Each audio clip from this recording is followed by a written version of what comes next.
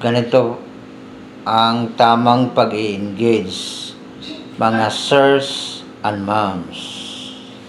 Pag may dumaan na reels sa inyong wall,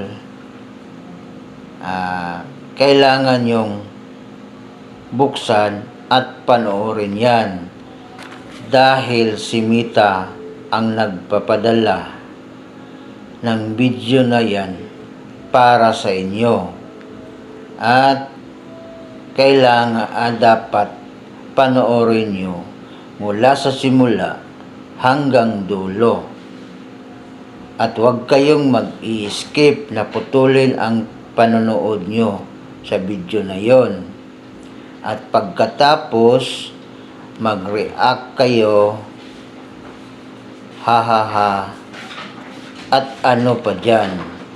And then, pag nag-comments kayo, yung maganda, yung organic na galing sa inyong puso.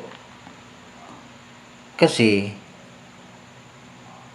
pag yung comments na naka-ready na yan, pag pindot na lang, pag nag-send nyo, tapos yung comments na hindi ayon sa video na pinapanood nyo.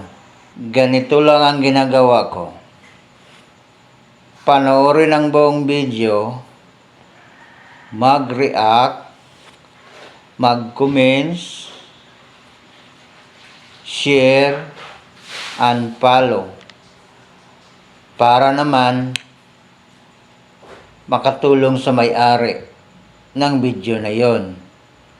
Pag nagustuhan mo ang video na yon at may natutunan ka at napulot na aral, pwede mo ring i-share para makita ng iba. At